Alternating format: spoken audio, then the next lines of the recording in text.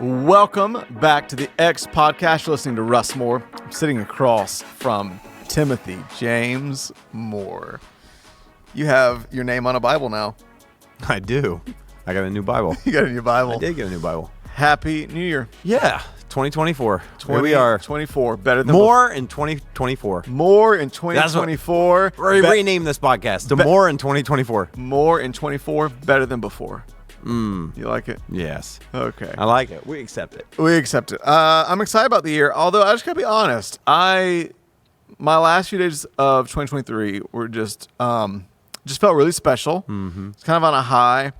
I got an expensive road ticket on my first day of the new year. No. I'm going to talk about this soon because I have a hot take, but I think my emotions are too high to go into it right now. Does it have anything to do with State Highway Patrol?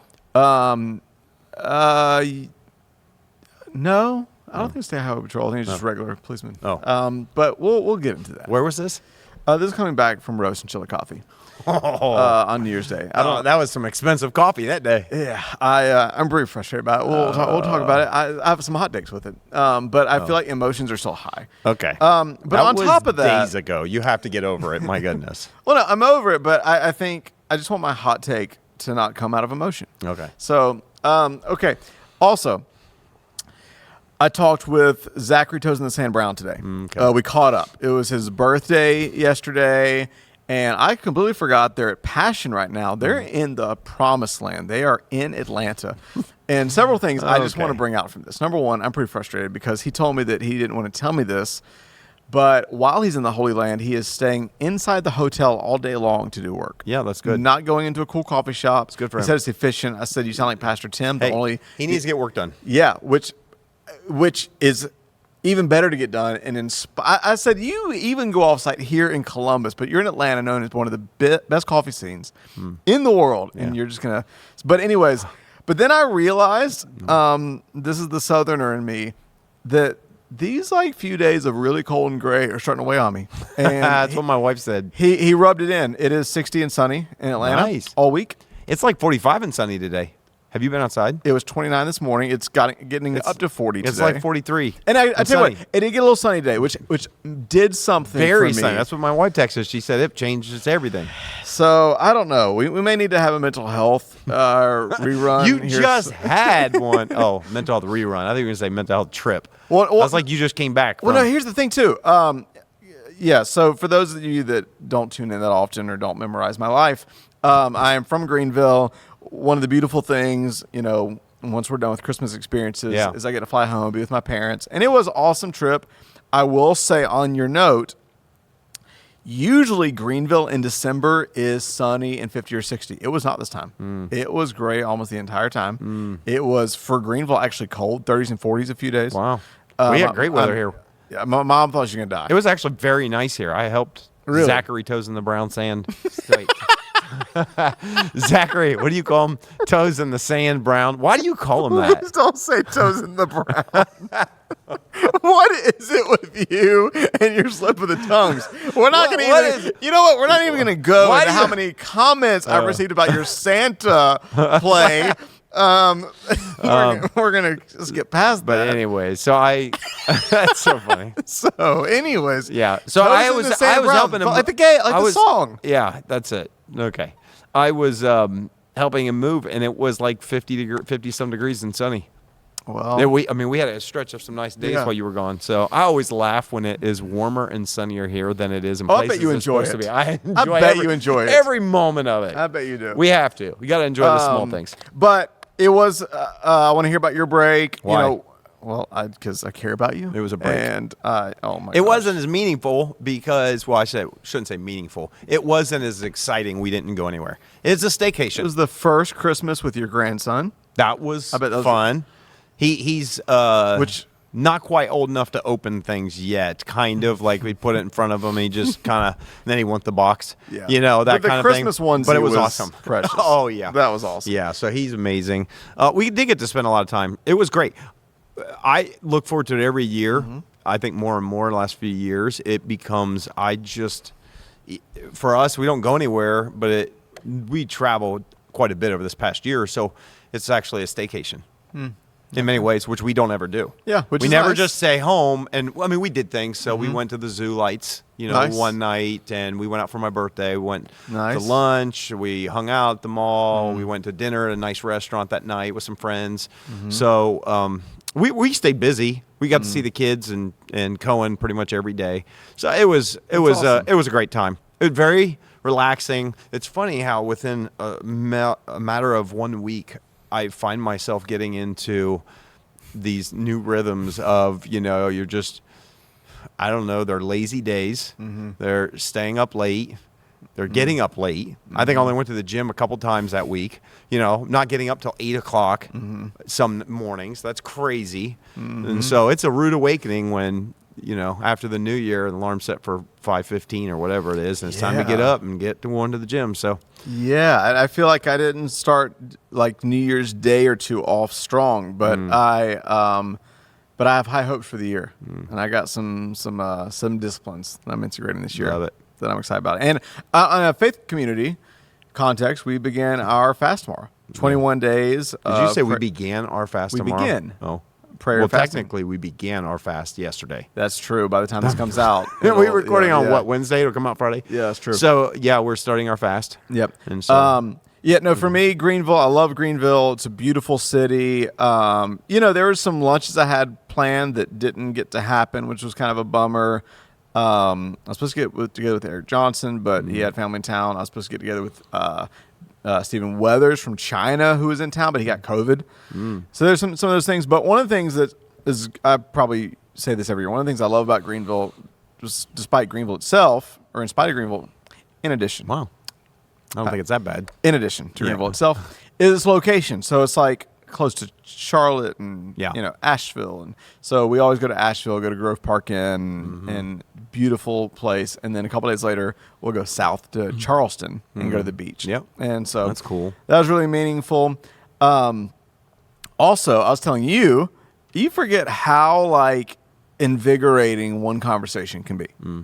I loved my time at home in Greenville, especially being with my parents. My parents are just the best, and it's just awesome being with them. But one of the few times I did slip away and do something different, I got to go see my cousin Matt, who's been on this podcast and is just brilliant and just had the most invigorating, stimulating conversation. I think we're going to try to bring him back on at some point. He wants to fly back up here. He finishes his PhD next week. Wow! And he's got some books in him, and he but just to get your PhD, you basically do all the research for writing a book. Almost every PhD student who becomes a doctor usually has a book already done, mostly. Not really written from the research. They almost always turn into a book. Yep. Well, and I don't blame him. Because I asked him, I'm like, what have you been reading? He's like, Russ, I don't have time to read for leisure anymore. No. It's like he's a father of 4. Yeah. He's a husband. He's a principal. He's a coach. And he's getting his PhD. I'm like, he's busy. How do you function? Yeah. Has he had to defend his dissertation yet? Or is that coming up? I don't know. That's a good question. It's a good question. I need to ask I wonder if that's what's happening this next week. That could be it. I wonder if he's going to be having, because I hear it's a pretty tense thing. Because you have to do it verbally versus like masters. Yeah. Your thesis. But she'll do great at that. Yeah. Oh my gosh. Yeah. But he's just one of those kindred spirits. Yeah. And then New Year's Eve, I spent time with Ann and talking to a bunch of them. Yeah. But another invigorating conversation. Kevin, who began this podcast, was there, and they made fun of us. We ended up on a side part of the restaurant, just engrossed for 3 or 4 hours. And it was one of the those Kevin combos. Yep, love them. And so anyways, we talked to him. We got to get him back on. Yep. And we just had the best time. But anyways, I am glad to begin a brand new year. I fly out tomorrow to Seattle to cheer on a friend who's becoming a lead pastor at a church there in Tacoma. EJ, so shout out to him. He doesn't listen to this. But anyways, so a couple things. One is I've been reading a book. I want to get into it in a minute. And it is one of my favorite books I've read in a long time. I've read some really good books lately. I've dove into the 5 a.m. Club, which is really good. Dove into a book we've been talking about, The Unseen Realm, which is fascinating. Just recently finished The One Truth by John Gordon, which was really good. Began a book by Jason Isaacs, Deeper Change. A couple good books, but I told you, this book, Unreasonable, reminds me of one of those just fun, can't put down. It's very shoe dog. Tells a story. Tells a story. Like it. I mean, it's green lights, Matthew McConaughey, Nate Staniforth, Here's Real Magic, that whole kind of genre that you just can't put down. So there's a couple of thoughts. I want to just riff off from it. But first, you are always right in the middle of some fascinating reads. And people will from time to time write in and ask, what are y'all reading? So Timothy James Moore, what are you reading? I'm reading the Bible. And what is standing out? Okay. I finished the Bible a couple of days ago. Me and you both got new Bibles. Did you finish it? We did. We got new Bibles, Yeah. and I finished the Bible. You did? Oh, yeah. I finished it. Didn't you finish it? Oh, You put me on blast. sorry. I finished it on December 30th. I told you over text. I don't know how this happened because we both do the same plan. It's a Yeah. 5-day reading plan. And I've started the new one already. And I don't know how because I'm not as much a creature habit as you, but like that's part of my morning routine Yeah. every single morning. So I don't know if I just took some leisure time in a few passages, but I was like 2 weeks behind. No. Now, how are you going to do that and then catch up with the new one? Because the new one's already started. No, I'm cutting my losses. You're just going to start cutting over. losses, Just yeah. pick up the I'm next starting one. over. Just start over. Yeah. Yep. So, anyways, finished the Bible. Okay. Last year. All right, So let's- finished that at the end of last year. Yeah. Read that Bible. So what do you want to know? Just some books. What have you recent? just finished? Oh. What have you been reading? Okay, What has I been gotta pull standing up. out to you? So I finished a book called 2084 by John Lennox. That was very fascinating. I would love to. Eschatology meets AI. Yeah, that's what it was basically. AI and I don't know if it was. I don't even know how he. It's funny because he merged these two, which I would think they don't always go together. But some in-depth stuff about AI, where we are and where we're headed. Granted, it's a couple years old now, and the light speed at which that technology is advancing is crazy, right? But still, I learned a lot of some things happening globally with AGI and narrow AI and things like that. So very fascinating. And then it was very seamlessly woven into end times Which is eschatology. really interesting. I thought this is a bit odd, kind of and kind of not. If you understand John Lennox, and he basically just almost, I think, compares the pursuit of artificial intelligence and in many ways the idea of us. I mean, because there's a lot behind it that's connected to preserving or intelligence evolving and or preserving. So transhumanism, right? He kind of brings that concept in, and this idea, though, a lot of it is connected to, in some naturalistic circles, it's connected to this idea of it is the next version of evolution to the point where it's like there's no more human species because the highest level of intelligence will have moved from human species to artificial intelligence. That's not going to happen. Well, I'm just saying that this is probably some people's perspective that have a very materialistic worldview. They will see this as they see it as a natural progression. In just the same The way they would cyborgs say, will become. well, I'm just saying that you got transhumanism, which is this cross breeding of machine and man, right? And he kind of, I think, points to what is urging that, and that there is a deeper meaning of we want to live forever. We don't want to die out. We, all this idea. And so he does it in such a beautiful way. He's brilliant, probably one of the most brilliant apologists that lives today. And when it comes to Christianity. Yeah. And so it was fascinating. Yeah. Fascinating book. I think it would be fun to. We need to have an I've learned a AI lot more. episode. There's been a few things we've been reading and studying on AI that I think would be kind of fascinating to bring that conversation because it's changing so quickly and where we are with it. What about your AI pastor chat? Oh, well, yeah, we've got our church is currently working on an AI model. I would say that we've been testing. We were testing the heck out of it yesterday to see about making it even available for almost it give people a window into a little bit who we are as a church. They could ask it anything, and it would only answer based on our content. And so it's pretty fascinating. You're also, or do we want to talk about this? What? You're beginning to pick back up your writing. Yeah. I mean, we'll get there. Did you do any of that over the break? I didn't. It was a total staycation, and it was the reason lazy hanging out. The reason I bring up writing with AI is I was listening to an interesting podcast over the weekend with Tim Ferriss, and he had somebody on. They got in the AI thing for a minute, and I was like, oh, Pastor Tim would eat this up. But it's really more from like some grittier, not quite as futuristic, epic perspective. It was more like, I forget who his guest was, but they were basically talking about, they think the future of it, like let's say you're listening to a book on Audible, and especially because Tim Ferriss is about to come out. He's actually working on his first, I don't know if you're a big Tim Ferriss fan, but he's working on his first fiction book, but he's also working on his next big, epic, like encyclopedic 4-hour kind of book. He wouldn't tell what it's about yet. He's already done Chef, 4-Hour Chef, 4-Hour Body, 4-Hour Work Week, but he has his next version of that coming out that he's working on, which I find pretty exciting. But his books are very dense. They're very like, there's not a lot of fluff. It's all data, research, stats, science, And so basically, what this person was saying that is in the works that they believe is going to be the future of AI in a book is, let's say you're listening to it on Audible and Tim Ferriss says something about a supplement that you don't know what it is. You pause it and you say, hey, but in the voice of Tim, it's almost like you're interacting with the author. You'd say, hey, Tim, can you explain more about that? Yeah. Pause the book. Tim Ferriss's voice comes on and says, oh, you're asking about creatine alkaline. Well, blah, blah, blah, blah, blah, blah, blah, blah. Yeah. And it's like, how interesting would that be too? It's almost like you're interacting with the author in real time with the paused book. I mean, that's not that future. We have that now. Like we have that. We have that with the pastoral stuff we have. I have chat.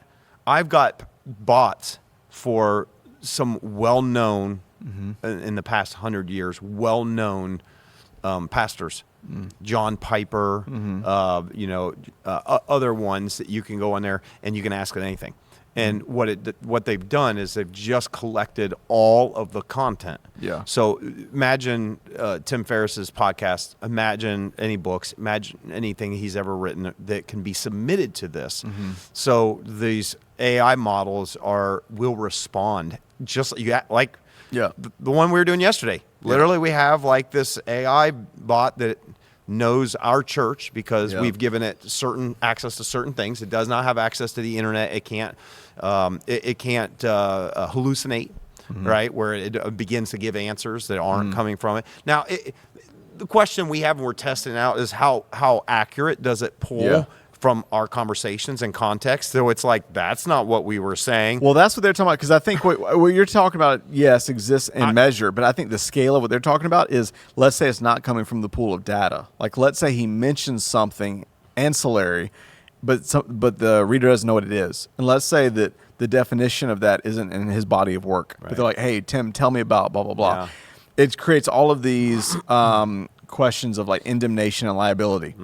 Like, I mean, if it tells them to boil eggs wrong, who cares? But if he tells them a wrong supplement dosage, that could kill somebody, right? Then, well, that's why I would think it'd either be limited to what he has said in his content and expertise, or it is basically just matching his voice on an AI bot that is basically doing what ChatGPT would do.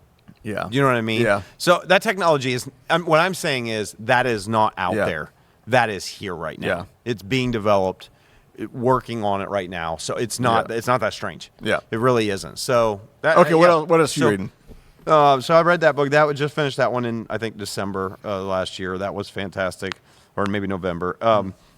The Unseen Realm, which you still need to get through so we can have some conversations, because that is probably one of the most, I would say it's the most fascinating, intellectually challenging, paradigm-shifting, theological, scholarly work that I have read maybe ever. Yeah. I mean, it's mind-boggling. You don't know how to wrap your mind around it. Yeah. It doesn't, theologically, it doesn't change anything necessarily in the majors, like who Jesus is and all that, but it gives you a really different lens to view the Old Testament and some of the New Testament. It's almost like it gives you a peek into the unseen realm. It's almost like it does. But I feel like I really would love to talk to a modern scholar who is well versed in Hebrew today, or someone that you could just converse with about some of these Yeah. things, the words, the things. But it does, the scholarship seems very, very well done.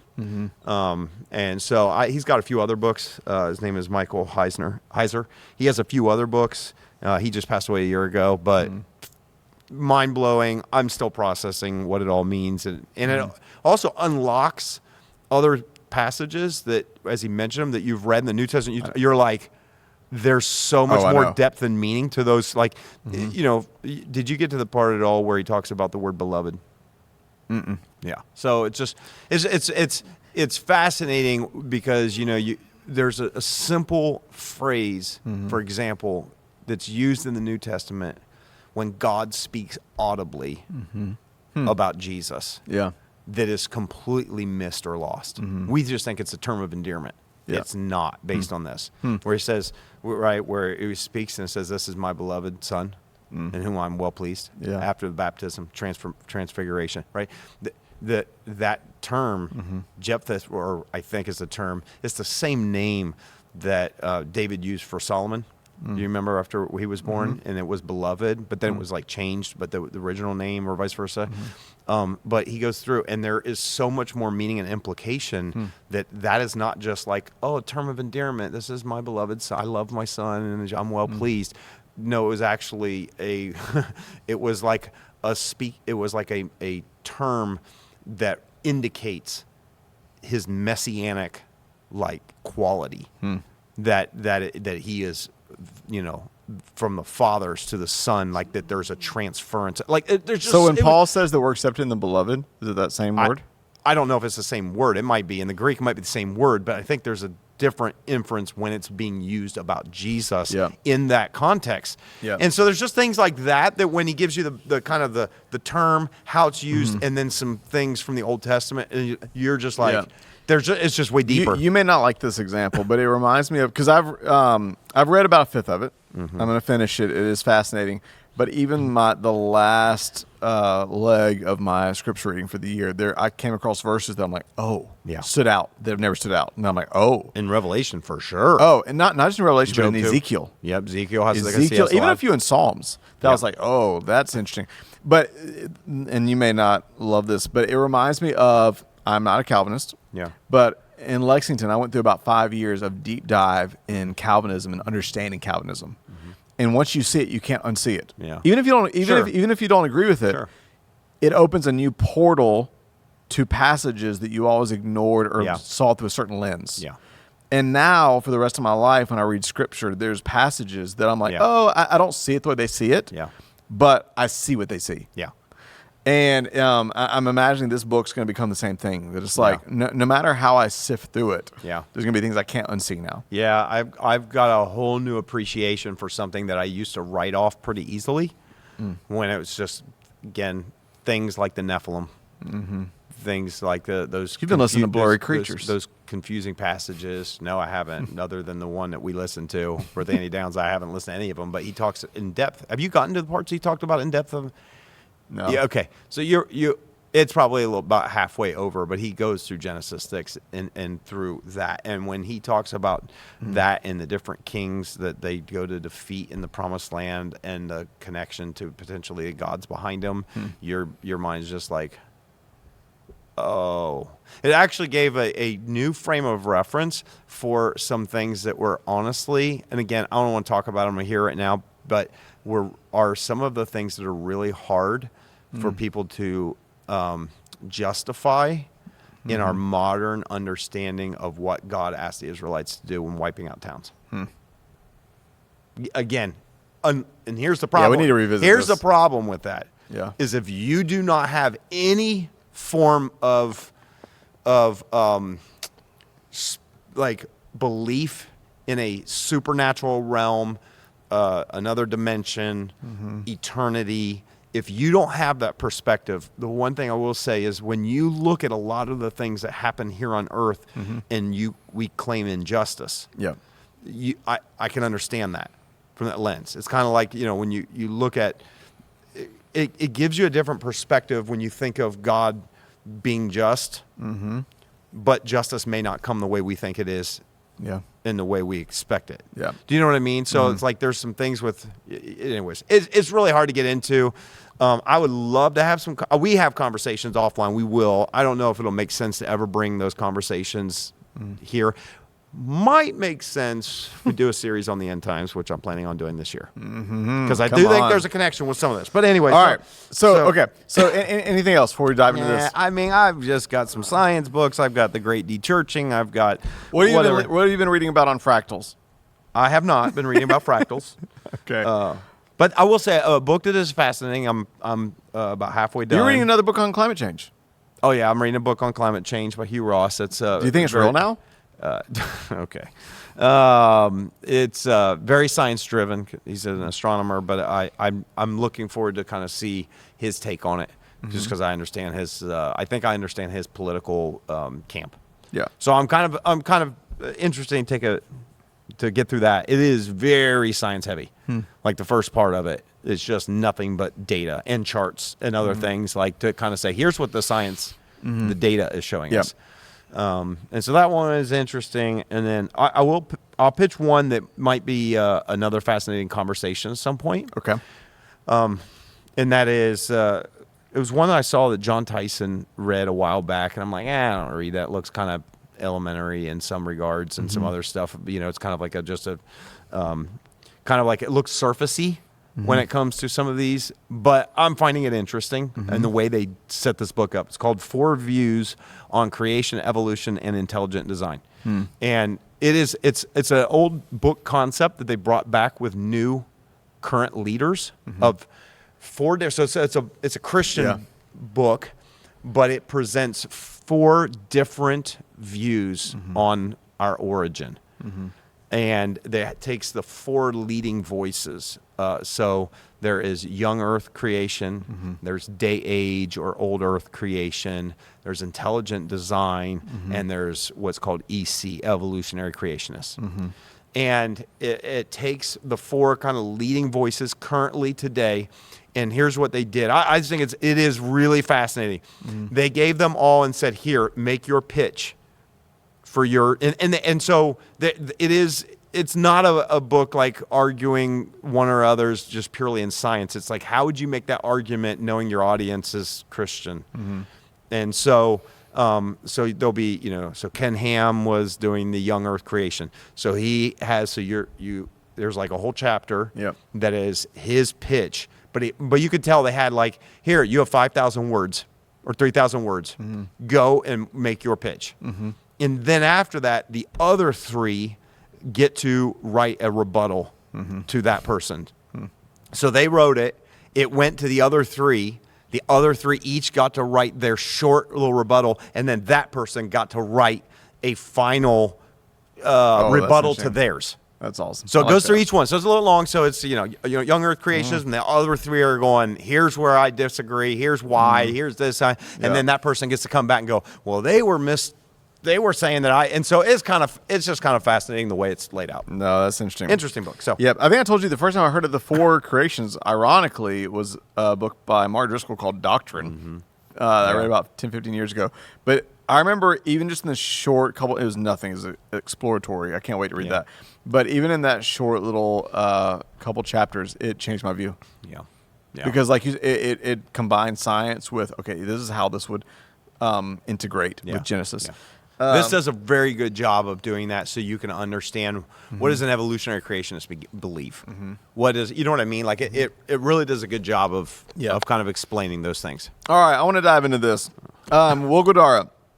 And I know, like you said, it can be it's maybe a little disadvantageous if one of us have read a book but the other hasn't. But this has, the high-level concepts in this are ones we talk about all the time. The book, if you're not familiar with Wogadara, he is the person. Can you pronounce his name really clearly, because you're saying it so fast, and if I didn't see it, I would have no clue what you're just saying. Okay, well, let me tell you. Will Gadara. Listen, you're just going Will Gadara. Will Gadara. Okay, first of all, people don't. I'm holding it up for the camera so that people can see. There you go. First of all, why are shots fired? I'm not. I'm just. Number 2. I couldn't understand. Why are you trying to block out my face? No, it's not that sorry. bad. I'm not. I'm trying to help people see the cover. Number 3. There's a reason I'm pronouncing his last name Will Gadara.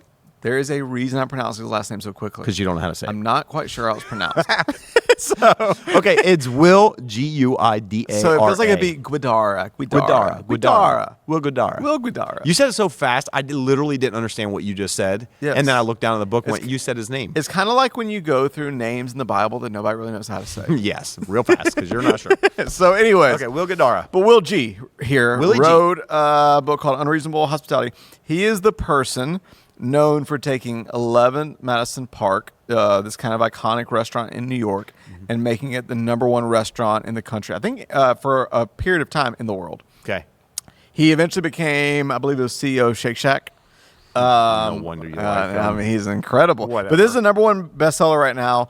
And one of the reasons, I'll just be honest, there's a few things I want to bring out from this. I'm only halfway through it. It's already one of the best books I've read in forever. I'm so excited about it. But one of the reasons that I wanted to bring it out is strictly self-indulgence. See, I went on... You are self-indulgent a lot, aren't you? No. I went on a rampage. Do you remember the rampage I went on about a year or two ago about customer service? Yeah. And how I was spoiled in some of the retail, grocery, and food services industries I was in. The Buckle. The Buckle, Saw Good Restaurant, and Publix. And how the obsession was the customer service and how... most other retails or businesses are not. It's lost, but especially since 2020. And I made, after my rampage, something that I felt to my bones was true, but sounded a little hyperbolic, which is I actually think in the climate we're in and the society that we're in, that a return to prioritizing hospitality could actually make the world a better place. I felt vindicated as I read this book and listened to my podcast, and I just want to read a couple of things that he said. I'll try not to read too much, but I just think this is really inspiring. Yeah, don't read us the whole book. It says, look across every discipline, in every arena, sports, entertainment, design, technology, finance. You need to be unreasonable to see a world that doesn't yet exist. I love that. He says, chefs at the finest restaurants in the world had long been celebrated for being unreasonable about the food they served. At 11 Madison Park, we came to realize the remarkable power of being unreasonable about how we made people feel. I'm writing this book because I believe it's time for every one of us to start being unreasonable about hospitality. Just a couple more sentences. Of course, I hope everyone in my own industry reads this book and makes that choice, but I believe this idea can result in a seismic shift if it extends beyond restaurants. And he says, from most of this country's history, America functioned as a manufacturing economy. Now we're a service economy, and dramatically so. I didn't realize this, more than 3/4 of our GDP comes from service industries. So whether you're in retail, finance, real estate, education, healthcare, computer services, transportation, or communications, you have an incredible opportunity to be just as intentional and creative as unreasonable about pursuing hospitality as you are about every other decision you make. And he basically goes on in this first couple chapters to say that hospitality can actually make the world a better place. He said, when you make people feel nice and make people feel good, they in return make other people feel good. And he just tells some beautiful, like, honestly, there's parts of the story that make you want to weep. He talks about the death of his mom, and he talks about how, like, one of the first moments that he experienced this was like his dad was in the restaurant business, but not the like fine dining business. But the week after the death of his mother, he was supposed to fly to Spain, but he was like, I can't do that. Like, what am I going to do? And finally his dad was like, well, what are you going to do? Just sit around here all week? Like, just go to Spain. Yeah. He had actually created a relationship with this world famous chef somehow, even early in life. Yeah. And he texted the guy and he said, would there be any way I could bring my dad? And he said, bring him. So he talked about how they flew to Spain and they took him and his dad and put them in this special little room with loudspeakers and brought them the most incredible service, the most incredible food. Yeah. And he used this phrase. He said, for an hour and a half, our troubles didn't go away, but we were transported into a sea of relief while we were on oceans of grief. And he talked about, he said, when you deliver incredible service to people, no matter what the industry is, you give them the opportunity for an hour, 2-3 hours to escape life and make life better and inspire them.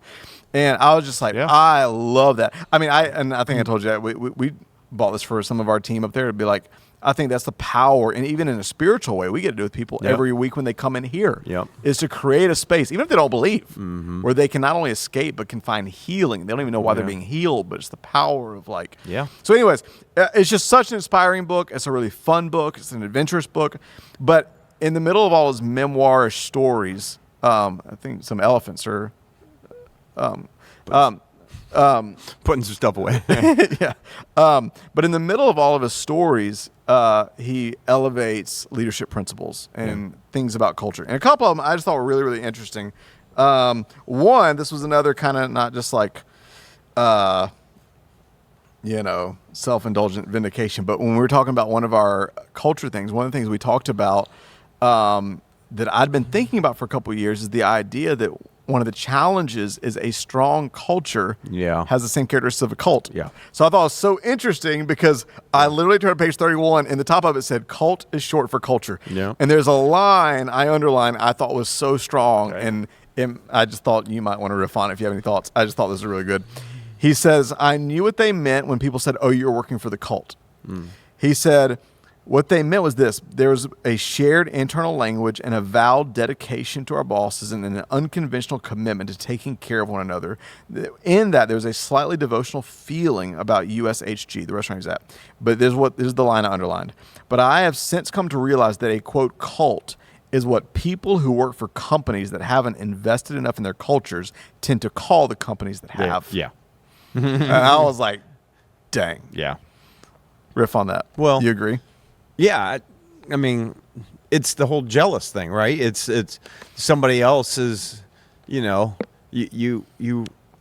tend to, they're saying one company tends to rip on another company and calls it a cult because it hasn't developed its own cult.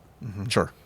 It hasn't developed enough of a culture that people are inspired by and moved by and join and become part of it. And I think he makes a very good point. And it is sad because I think the term cult is thrown around in such a, we understand that it has a very negative tone to it, right? Because when we think of cults, we think of religious cults or other ones that usually are very small, led by one person with only one voice, very hard to get into, impossible to get out of, all those things. And that label is sometimes thrown on an organization where people seem to be so excited about being part of that organization. Whether it's a church, whether it's whatever, you know what I mean? And so that happens, I think, sometimes to a church.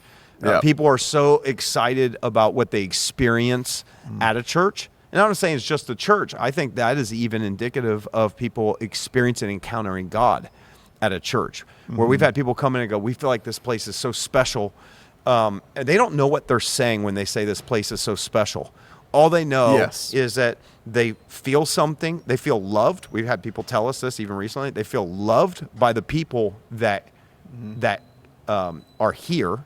And two, they are moved by something. I believe that what moves them is the presence of God.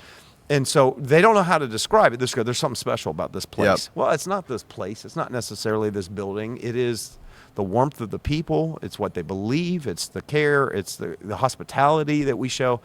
So I think those are all very, very true statements, and I think it's something that no one ever uses that label about themselves. Oh yeah, we're a cult. Nobody ever uses it. It is always, because it has such a negative connotation, it is always used to demean another company or organization that you don't understand because you've never been part of. No, it's good. I think I told you it's funny. I've been going through Starbucks and there's somebody did I tell you about this? You said this. There's this. Did I say this on the podcast? You may have. The lady at the you talked sweet about girl that I've been talking to and trying to invite her. The church is a cult, and you're like, well, you all wear the same thing. You all it's like, so you're a little bit. Let's be honest. Starbucks is a bit of a cult. Well, what I told her is, I said, I mean, I made the jokes eventually about Starbucks wearing all the same uniforms, singing all the same songs, and then people, if anything, football. I mean, 100,000 people wearing the same thing and painting the same faces, chanting and screaming. But I also made the point to her. I said, it's interesting. I think that word cult is a trigger word that people don't understand what it means. I said, because in a cult, you can't disagree. You have to obey no matter what, and you can't leave. I said, so I think we're actually an anti-cult. Yeah. I said, by definition. Yep. And she's like, oh, I never thought of it like that. But it is, I thought it was interesting the way he phrased it, that it is true. I think a lot of times when people experience the disadvantages of an unintentional culture and then come in and at least enjoy but are shocked by the advantages of an intentional culture. But an intentional culture can feel cultish if you're not used to an intentional culture. Right. But it's funny. I don't know. To me, it was just a really interesting thought, because it is that balance of how do you have a strong culture that never turns cultish. And I think part of it is whenever an organization becomes a place where there's no feedback loops, where people can't disagree, where people can't express opinion, where conformity is emphasized over authenticity and creativity and individuality, then that's when you're moving towards something unhealthy. Yeah. Kind of going back to like our power of language thing. I think if something is a cult, let's call it a cult. If not, let's. Sometimes I think better terms would be healthy or unhealthy. Yeah. Yep. But anyways, I just thought it was really interesting. One of the things I found really interesting about a story, and I thought there's some parallels of things we talked through, is he ended up, I won't give it all away because you need to read the book, but basically he ended up getting trained in really high class, fine dining, and his obsession was, and he started working for somebody that it was fine dining. It wasn't 3 Michelin star, but it was really, really high in fine dining. But it was somebody who was on the cut, and this is back in like 80s and 90s when he started. Yeah. But it was somebody on the cutting edge. It used to not be the biggest customer service thing. It used to be, we're talking about he was in New York during the white tablecloth era, where it was like stiff. Fine dining meant the person didn't talk to you, that their hands clasped behind their back. It was stiff. It was super formal. So he started coming up in an era that was way more about, and by his own personality as well, his passion just became, I want to create the greatest, most authentic, warm, personal experience for human beings, connection. That became his obsession, connecting with people, serving them at a human level. So it was high in fine dining. Well, the guy that he was working for was like, hey, I want you to come with me. I want to create my own restaurant. So he was like, oh my gosh, it's like a dream. We can create our own thing. And he talked to his dad, and his dad was like, that could be good, but you could be caught in one box. And he's like, well, what do you mean?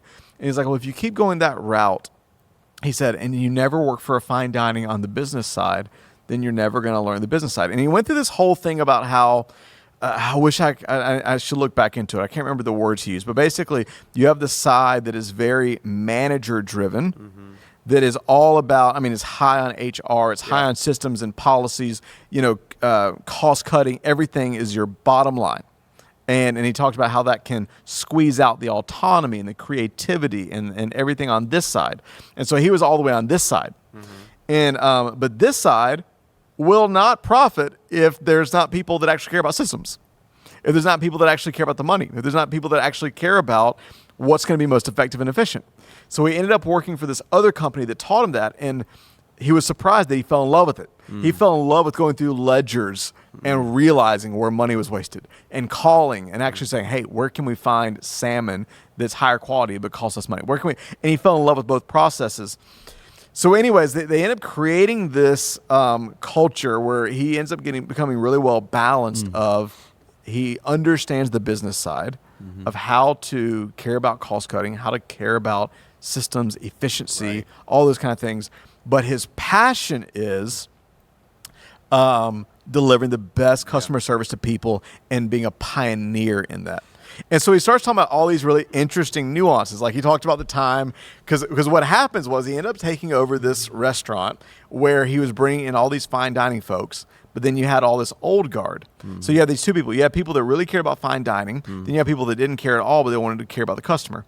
And so he just talks about how he had to approach all this. It was just a brilliant case study in leadership. And then he talks about how one time he went over to talk to a regular and just have this rich, meaningful conversation. And he was kind of at the table. And on the way back, one of the servers just nervously was like, "Hey, sir," I mean, he was the boss. He's like, "Sir, you can't do what you just did." And he's like, "What are you talking about?" He's like, "I need to talk to you." He said, "Fine dining, you can't put your hands on the table. It's not allowed." And he's like, "Well, why?" It's like, "Well, it's just, you It's don't just do a that. rule. You just can't do that." And so he talked about how he's like, "Okay, like I don't hate tradition, but that's just the way we've always done. It's not a good enough reason to keep a rule." Right. So anyways, all that preamble to say he talked about this really iconic leadership book. I don't know if you've ever read it, but it's on the power of conflicting goals. It's really interesting because what your traditional leadership advice is pick one goal, like, one Right. WIG, right? Right, yep. One goal, one mission, one vision. But he actually talked about this really interesting concept, and I was just so curious your thoughts on some of the greatest companies are the ones that pick conflicting goals. So, for instance, they're not doing too hot now, but for decades, Southwest. Southwest turned the airline industry on its head by saying, we want to be the cheapest airline and we want to create the best experience for our employees Right. and our customers. And having those conflicting goals caused them to become innovative and caused them to actually break paradigms. So for him, the conflicting goal was, he talked about, he said, excellence and hospitality, let's just be honest, they're enemies. There is a tension between hospitality and excellence. See, I appreciate probably I'm going to read this book because you've talked so much about it. At the outset, they do not seem like conflicting goals. They don't seem antithetical to me. I picture what you're saying to be a really good model of the driver behind our church. I'll give you an example. Our passion is to reach the lost. The lost are our passion, right? It's one of our 7 core values. The gospel is our priority. Excellence to me is part of fulfilling that. Now, the way I'm wired. So as you're talking about some of those things, I'm immediately going, yep, systems matter. Efficiency matters. All those things matter. But the driver behind all of those is to create the kind of place and experience that the lost would want to come, would feel welcomed, would feel loved, would feel not just like they had an experience to attend, but why do we care so much about the systems? Because we don't want anybody to fall through the cracks. Why do we care so much about making sure that we follow up and that there's a process that that people are being communicated with and they're just feeling valued and cared for? And so again, I haven't read his point, and I kind of agree though with what the assessment, which is they maybe have been made out to seem like enemies, but to me, I think they really, in a perfect world, would work hand in hand. Yes, that you need someone, you need people to like. I have been mistakenly categorized, labeled as someone who maybe cares so much about systems and efficiency that maybe doesn't care about people. But if you get to know me and know what drives what we do, it's my care for people that causes me to push heavy on systems. It's because I want to make sure, and again, certain environments, certain size organizations, maybe it's not as big a deal. But in a growing organization, if you don't fix the systems and you don't create that, you are not caring for people well. You are not doing hospitality well. When someone has a need and they make a request and nobody gets back to them for 4 days or whatever, and that's happened before with us. We look at every time what failed, what broke, why, how do we fix this? The way we've tried to fix this internally is often with systems.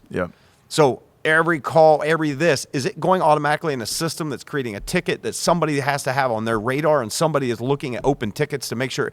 You can look at all that and go, you don't care about people. No, we do care about people. That's why we put so much energy into all of these systems. And so to me, again, I haven't read the concepts book, and he might be saying that these seem like they're antithetical to each other, but they aren't to me. Like to me, they aren't. They go hand in hand. No, it's good. I think for me, I more wanted to pick your brain on the idea of conflicting goals, whether it's those two or not. And I do agree with you. What I hear you saying is all those two things that to him may conflict, for you would say those are both fuel for your larger goal. Yeah. Yeah. And maybe if I keep going in this, maybe the bigger point he's trying to make is it the clash of seemingly conflicting goals that helps you serve your higher meta purpose, your meta goal?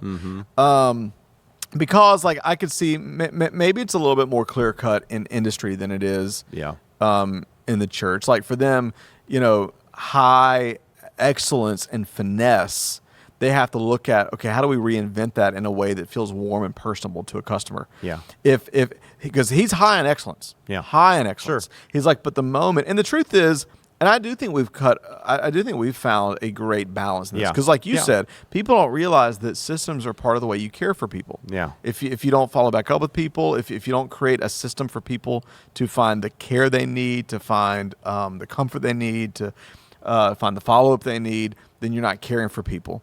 It's not just warm hugs. Right. But at the same time, there are industries, and let's just be honest, probably churches, that over-systematize to where the warmth and the human connection is lost. To me, probably a more relevant example of these would, this maybe get a little ethereal and spiritual, would be in worship. I think for a long time, let's just take our church out of it. Excellence in worship meant over polish. Yeah.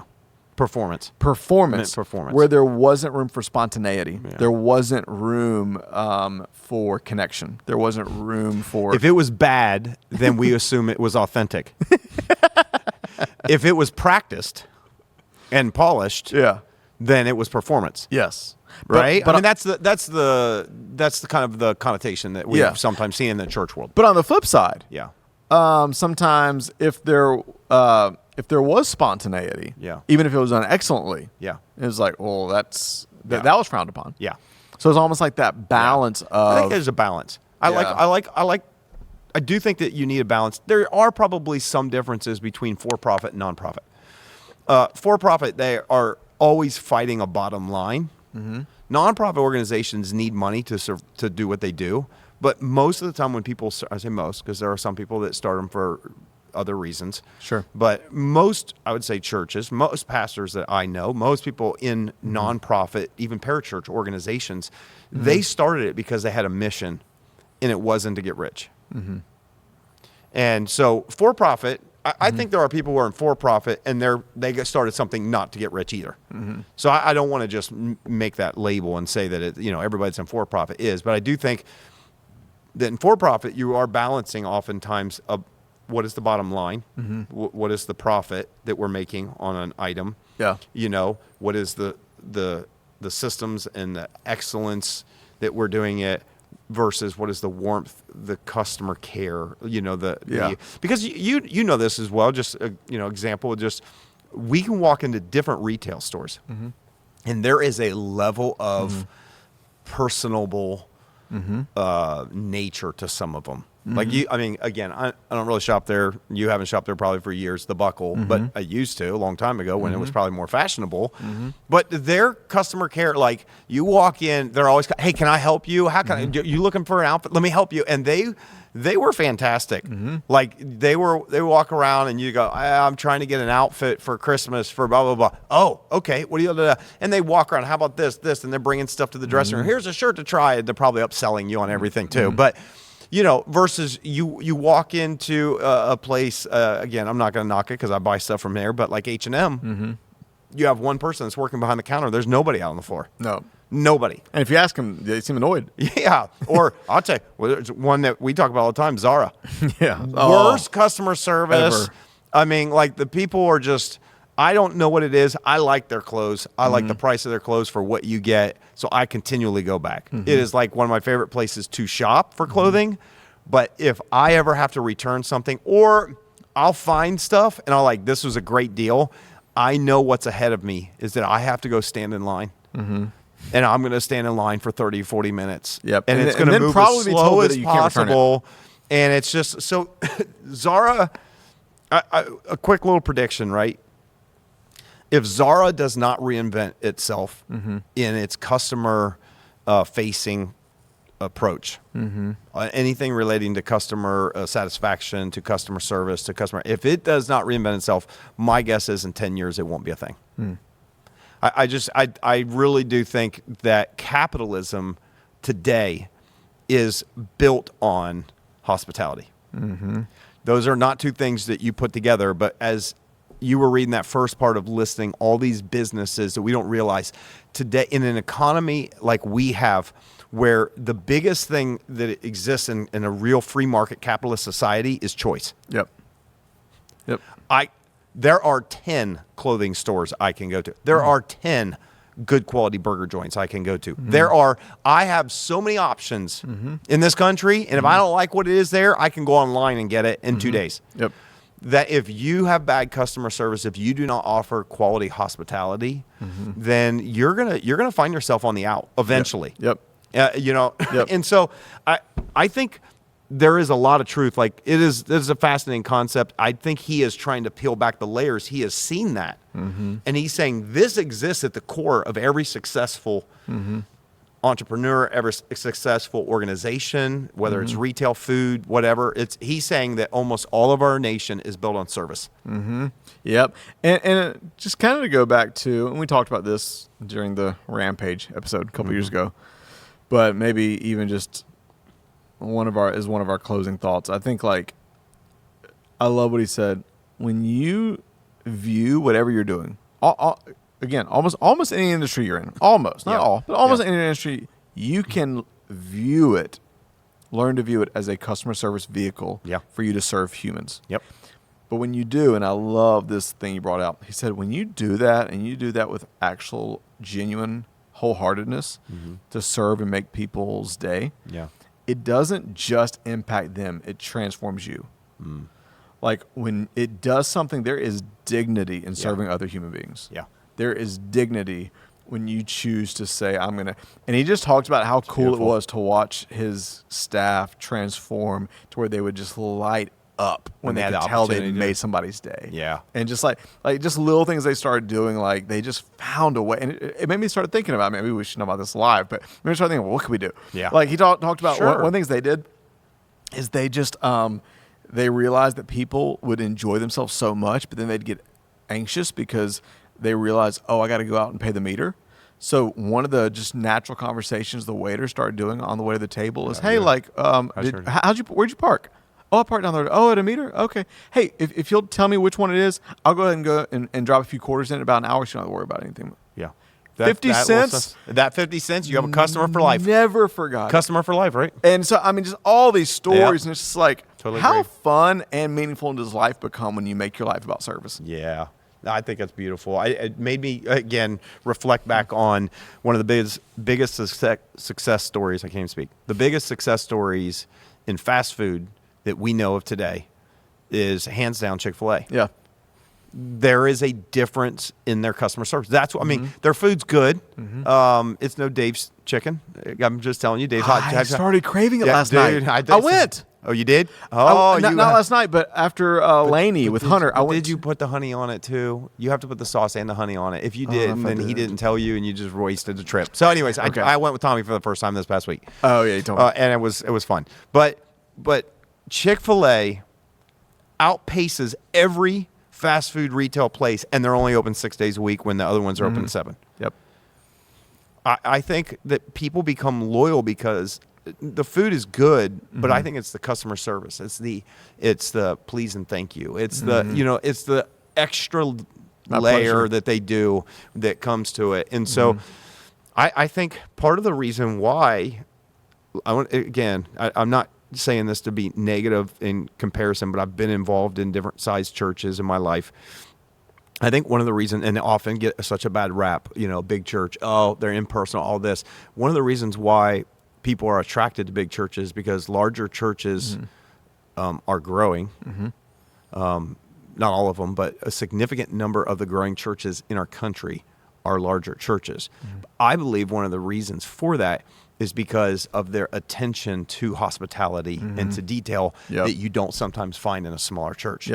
I know because I was I've been a part of 2 churches most of my entire life. And one was very small and stayed small, and one has grown to be pretty decent size. And the biggest difference, I remember we'd have people say when I was involved in a small church and it couldn't grow, it never did grow. One of the things that when they were honest and asked, okay, hey, look, these people, why didn't you come? Is people said, I never felt like I could be part of it. They literally felt like they came into it. It's funny, a smaller church, but felt like it was full of everybody was in the club already, and I'm on the outside. And I think that's one of the things that we have worked so hard to maintain in our culture is that there is no inside outside. In fact, if you're on the outside, then you're what we've designed this church for. And so we are gonna roll out the red carpet for you. We're gonna do our best to, like, you know, and I think that's one of the reasons why it's funny. Big churches tend to have a bad label put on them. They're big, they're impersonal, they're institutional, they don't care about anything. It's just that, and that's not true. Most, if not all, big churches started out as small churches. We started out as a very small church. Yeah. But I will say on that, and I completely agree. It's funny how people say, well, that church isn't, they're a big church. They're so, I'm like, yeah, unfriendly churches don't really grow. Yeah, exactly. Usually. Yep. Usually, and you can have unfriendly church be a big one, but most of the time it's not. Right. There's a reason why it became big. But on that note, kind of like to his point on like not conflicting goals, but like I would say a dichotomy of, we're not a mega church, but for the Midwest, we'd be in some people's minds. Yeah. And mega church is such a subjective term, but but one dichotomy, people are always shocked that none of the pastors hide in the green room. Yeah. No. Like, and I don't know why none of us have the personality types that we'd want to anyways. No. But like there are some churches where not to knock on it or hate on it, but like they get to a certain size and like, you know, kind of people hide away in the green room and kind of perform and leave. Yeah.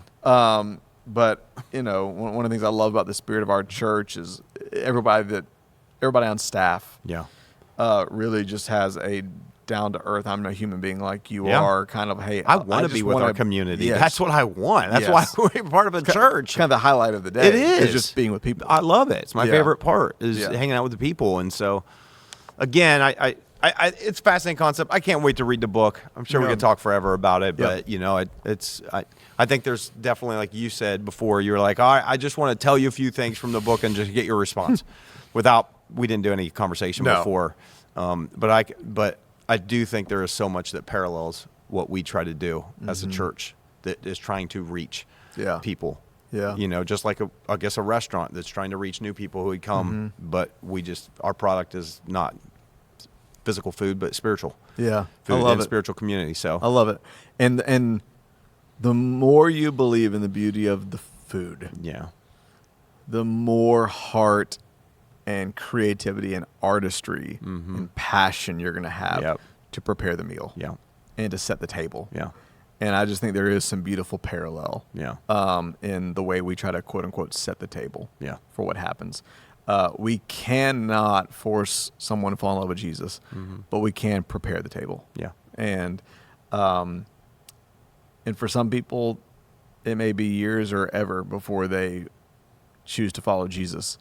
But in the meanwhile, we want to prepare a table where they can take part in some peace and joy and community and healing. Yeah. And Jesus was all about hospitality. We didn't even go into that. Yeah. I mean, we don't need to, but if you follow the life of Jesus, what you see is somebody who was always welcoming people, always being, giving him his best to people. Yeah. So, why wouldn't we? Yeah.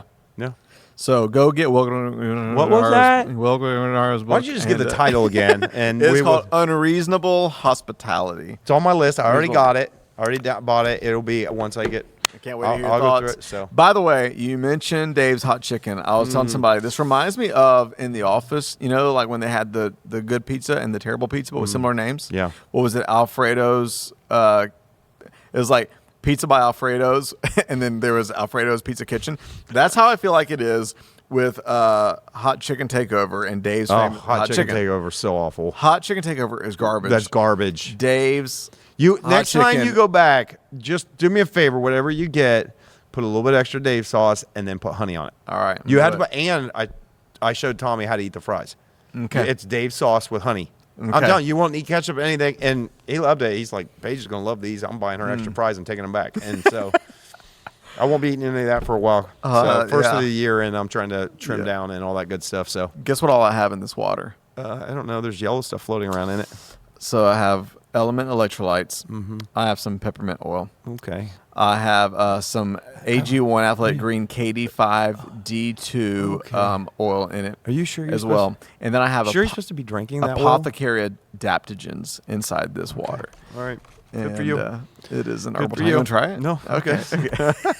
All right, we better sign off. I don't really know what we talked about in this first episode of 2024, but better than before, more in 24. And let us know your New Year's resolutions, goals, visions, hopes, dreams. And if you're part of our faith community and you're taking part in these 21 days of intentionality, let us know how we can be believing with you for the year and your life. And let us know when you read this book and eat some Dave's hot chicken with honey and extra Dave We sauce on need to it. have a podcast when I get past the month of January. We need to have a podcast where we have Dave's Hot Chicken on here. Let's do that.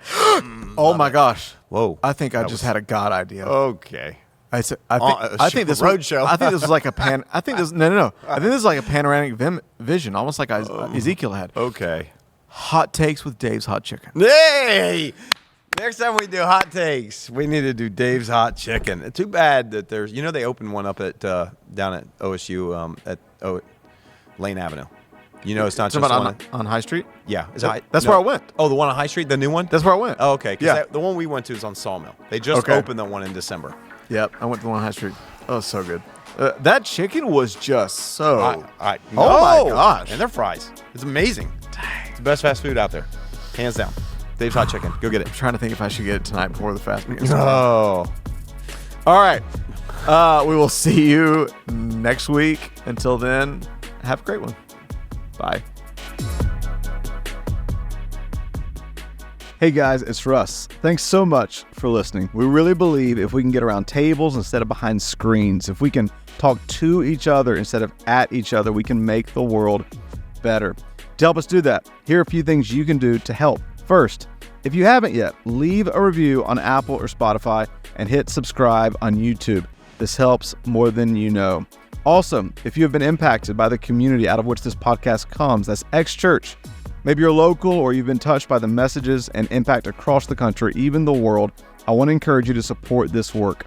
A powerful life principle is to invest in the people and places that invest in you. And so I want to invite you to do that right now by going to thex.church/give. You can give a one-time small gift, a sacrificial gift, or even become a recurring partner. Together, let's keep elevating the conversation, thinking higher, loving deeper, and making the world better. Cheers.